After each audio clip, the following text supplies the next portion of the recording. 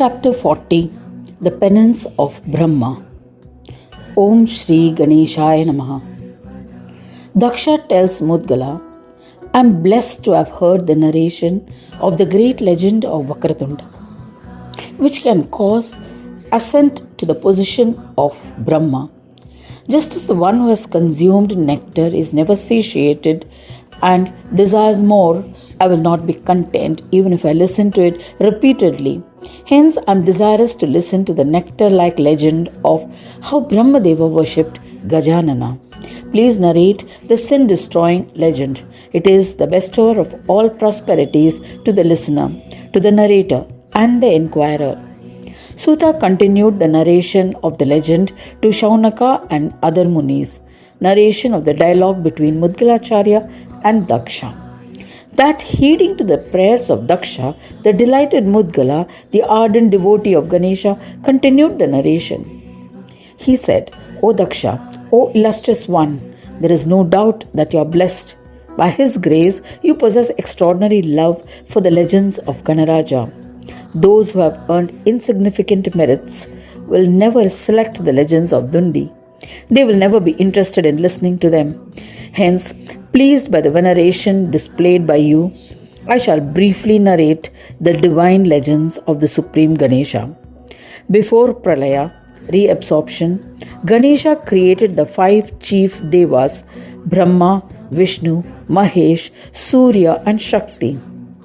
Pleased by the austere penance observed by them, he granted a boon.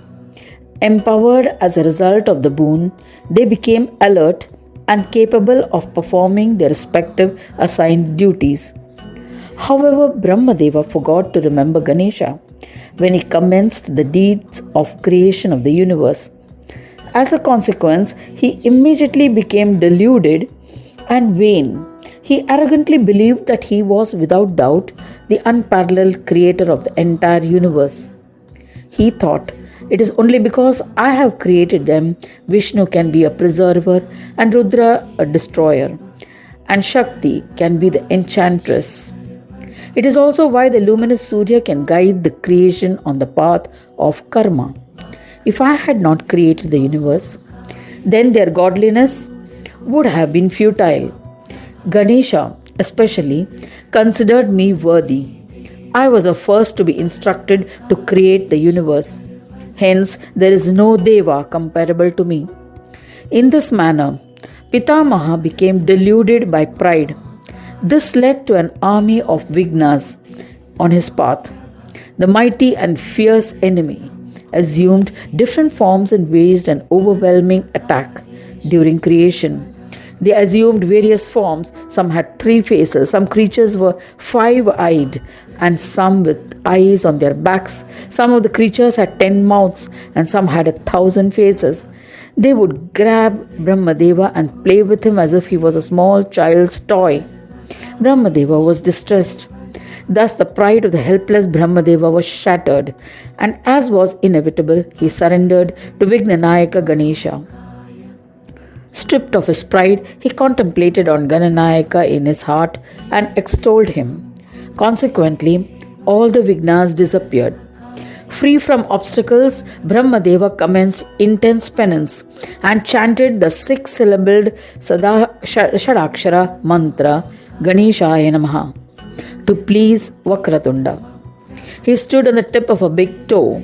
He survived on air. His focused mind with resolute determination on Ganesha. In this manner, he observed austere penance for 1,000 divine years. Among the Devas, the lifespan of any Hindu Deva spans nearly or more than 4.5 million years. Statistically, we can also look at it as 12,000 Deva years. Lifespan of Devas is equal to 1 Mahayuga for a Brahma is 1,000 Mahayugas equal to 1 Kalpa. This is equal to 1 day of Brahma. 2 Kalpas constitute a day and night of Brahma. 8.64 billion human years is 30 days of Brahma is equal to 1 month of Brahma, 259.2 billion human years. 12 months of Brahma is equal to 1 year of Brahma, 3.1104 trillion human years.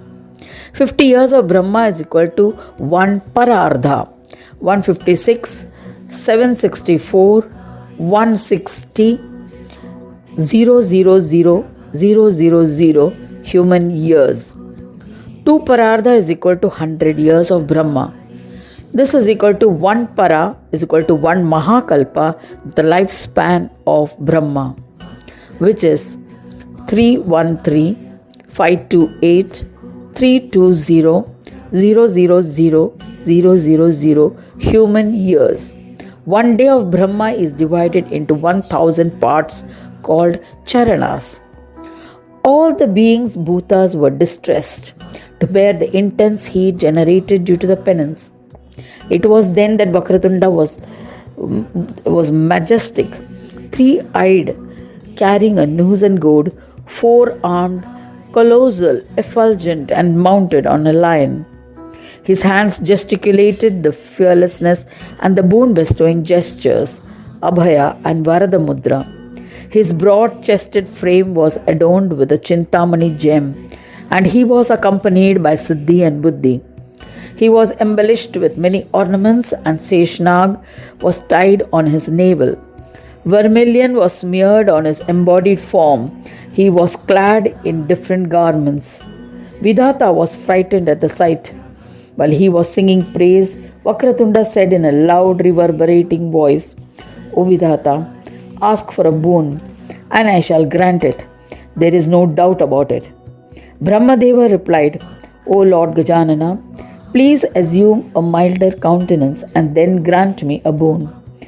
Then Gajanana, who was pleased with his devotion, assumed a milder and less luminous form. He said to Brahma, "I reside in Swanandaloka in this form. You live in the world of mortals.